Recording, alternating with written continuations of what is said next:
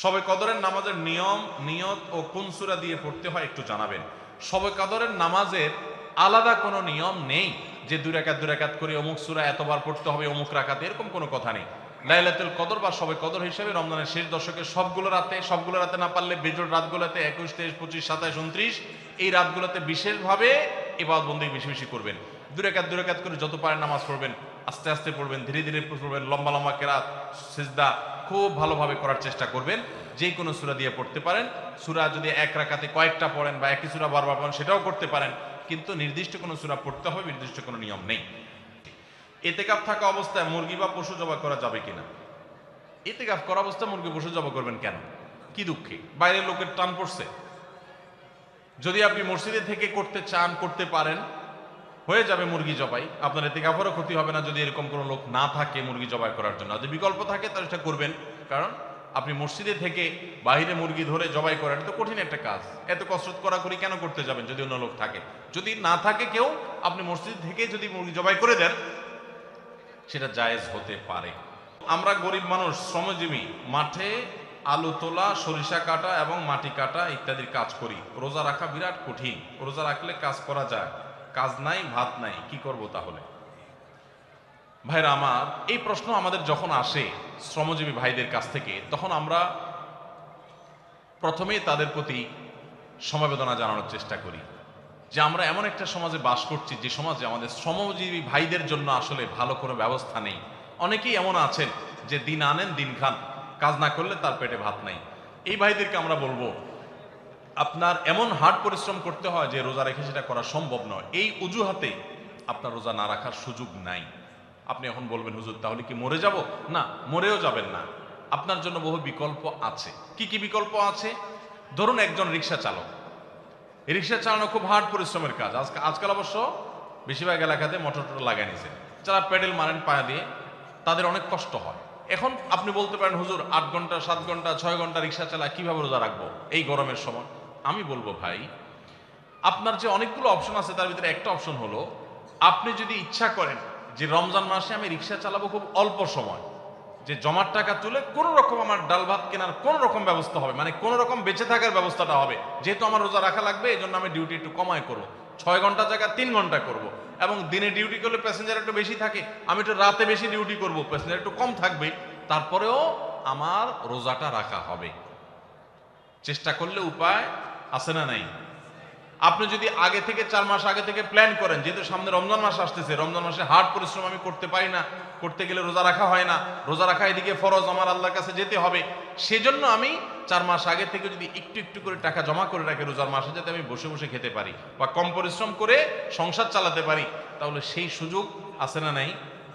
এরকম বহু সুযোগ আছে। আপনি লোন করে করতে পারেন, পরে সেই লোন পরিশোধ করতে পারেন।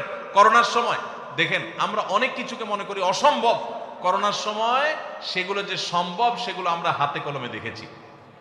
যখন কোয়ারেন্টাইনের সময় রিক্সা চালকদের রিক্সা বন্ধ ছিল, তখন কিভাবে চলেছেন? মাসকে মাস, বছর জুড়ে যদি চলতে পারেন, এখন 1 মাস চলতে পারবেন না। এই জন্য ভাই কষ্ট হবে ঠিক, কিন্তু সদিচ্ছা থাকলে সম্ভব। আর যারা যত বেশি পরিশ্রম করবেন, আপনি শ্রমজীবী মানুষ, অভাবী মানুষ, আপনার শ্রম অনুযায়ী আল্লাহ তাআলা আপনাকে বিনিময় দেবেন ইনশাআল্লাহ। যারা যত বেশি কষ্ট করবেন, ওই ধনীদের রোজার চাইতে আপনার রোজার মর্ম আল্লাহ তাআলার কাছে অনেক বেশি। রমজানে হারিয়ে যাওয়া এমন কিছু আমলের কথা বলুন যা অধিক ফজিলতপূর্ণ আমল, কিন্তু তা অনেকেই জানে না বা আমল করে না। 4টি আমলের কথা বলতে পারি। 4টি আমল আমরা অনেকেই গুরুত্ব দেই না, অথচ সে আমলগুলো আমাদের পুরো রমাদানকে সম্পূর্ণ সার্থক করে দিতে পারে, অর্থবহ করে দিতে পারে, রমজান সাকসেস করে দিতে পারে। সে 4টা ভিতরে প্রথম এবং 1 নম্বর যেটা বলতে চাই তা হলো, রমজান মাসে রোজা রেখে এবং রাতের বেলা পুরো রমজান জুড়ে সকল প্রকার পাপাচার, কাউকে কষ্ট দেওয়া, গালি দেওয়া, হক নষ্ট করা, সব ধরনের গুনাহ থেকে, গীবত শিকায়াত করা, চোখের গুনাহ, সোশ্যাল মিডিয়া ইত্যাদি সবগুলো থেকে বেঁচে থাকবেন। প্ল্যান করে যে কোনো মূল্যে, প্রয়োজনে আমি আইডি ডিঅ্যাক্টিভ করে ফেলবো, অ্যাপ ডিলিট করে ফেলবো, তারপর সব ধরনের গুনাহ থেকে বেঁচে থাকবেন। এটা হলো রমজান সার্থক করার সবচেয়ে গুরুত্বপূর্ণ কাজ। 1। 2 নম্বর হলো, রমজানে আমরা অনেকে কোরআন পড়ি, কিন্তু কোরআন শোনাশুনি করি না। হাফেজরা করে অবশ্য। নবী করিম সাল্লাল্লাহু আলাইহি সাল্লাম রমজানের শোনাশুনি করতেন, এটা একটা হারিয়ে যাওয়া সুন্নাহ বলতে পারি। জিবরিলকে তিনি শোনাতেন, আবার জিবরিলের কাছ থেকে তিনি শুনতেন। এই জন্য আপনি কোরআন পড়বেন, আপনার স্ত্রী শুনবে, আবার স্ত্রী পড়বে, আপনি শুনবেন। স্ত্রী বলে কোনো কথা নয়, এরকম একে অন্যের সাথে কোরআন শোনাশুনি করবেন, এটা একটা হারিয়ে যাওয়া আমল। 3 নম্বর হলো রমজানের শেষ 10 দিন ইতিকাফ করবেন। রমজানের শেষ 10 দিনের ইতিকাফ এমন একটা আমল, রমজানের রোজা ফরজ হওয়ার পর থেকে নিয়ে মৃত্যু পর্যন্ত নবী সাল্লাল্লাহু আলাইহি ওয়াসাল্লাম জীবনে কখনো ইতিকাফ ছাড়েন নাই। আমরা ম্যাক্সিমাম মানুষ জীবনে কখনো করি নাই। ইতিকাফ করা হলো আল্লাহর ঘরে এসে গাঁটটি বোসকা নেই পড়ে যাও যে আল্লাহ ক্ষমা করা ছাড়া যাব না। ইতিকাফ করা যদি মসজিদে ঘুমায়াও থাকে, ইতিকাফ করাটাই যেহেতু একটা স্বতন্ত্র ইবাদত, সো তার ইতিকাফ করার মাধ্যমে লাইলাতুল কদর তিনি অটোমেটিক পাবেন ইনশাআল্লাহ। এই জন্য ইতিকাফের আমলটা আমাদের রমাদানকে সার্থক করে দিতে পারে, অথচ যেটা হারিয়ে যাচ্ছে।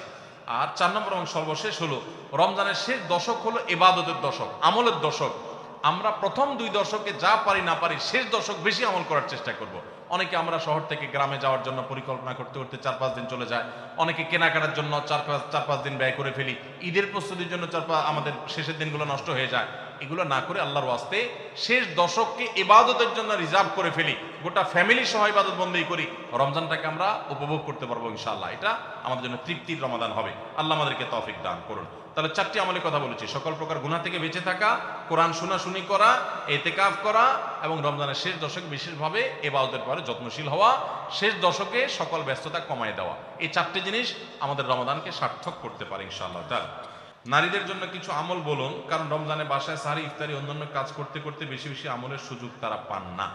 মা বোনরা ইফতারি সাহারি ব্যস্ততায় অনেকেই রমজানে ইবাদত বন্দেগীর সুযোগ পান না, তাদের জন্য আমরা বিশেষ কিছু পরামর্শ দিতে পারি। নাম্বার 1, রমজানের আগে থেকে ইফতারের যে আইটেমগুলো আগে থেকে জোগাড় করা যায় সেগুলো আগে থেকে জোগাড় করে, যেমন পেঁয়াজি আইটেম ইত্যাদি অনেক সময় বাটায়া বেটে ফ্রিজে রেখে দেওয়া যায়। যেগুলো আগে করা যায় সেগুলো আগে করে রাখেন যাতে রমজানে ইবাদতবন্দি করতে পারেন। সাহারির সময় ভোর রাতে খেতে উঠে সবাই খাওয়া দাওয়া করে রেখে চলে যায়, আমাদের মা বোনরা দেখা যায় থালা বাসন নিয়ে ব্যস্ত হয়ে পড়েন। ওই টাইমে থালা বাসন রেখে, যেটা যেভাবে সেভাবে ঢেকে রেখে আপনি মাশগুল হয়ে যান দোয়াতে সাহারির সময়। এরপরে ফজর নামাজ পড়ে আপনি এবার কাজে লেগে যান। ওই মূল্যবান সময়গুলো নষ্ট করবেন না। আর যখন থালা বাসন ধোবেন বা ইফতার বানাবেন তখনও মনে মনে আল্লাহর স্মরণ, আল্লাহর সাথে কথা বলা, আল্লাহর কাছে দোয়া নিবেদন করা, জিকির আজকার করা, সেই চেষ্টা করতে পারেন। তাহলে ইনশাআল্লাহ আপনাদের রমাদান অর্থবহ হবে। আরেকটা জিনিস হলো, আপনারা রোজাদারদের জন্য খাবার প্রস্তুত করছেন, ইফতার রেডি করছেন, এর কারণে কিন্তু আলাদা সওয়াব পাবেন। এটা আপনাদের জন্য সওয়াব থেকে শূন্য বা খালি কিন্তু না। অতএব নিয়ত করে নেবেন যে আল্লাহ রোজাদারদের জন্য আমি খাবার তৈরি করছি, আমাকে আপনি সওয়াব দিবেন। ইনশাআল্লাহ আপনারা আল্লাহ তাআলার কাছে আজর এবং বিনিময় পাবেন। এবং মেয়েরা যদি মাসিক অবস্থায় থাকে, রোজা না থাকে, ওই অবস্থায় তারা ইসলামিক বই পুস্তক পড়তে পারেন এবং বিভিন্ন ভালো ভালো বই পুস্তক পড়তে পারেন, জিকির আজকার করতে পারেন, ইস্তেগফার এবং দোয়া দরুদ পড়তে পারেন। আসুন্নাহ ফাউন্ডেশন, উম্মার সাথে সুন্নাহর সাথে।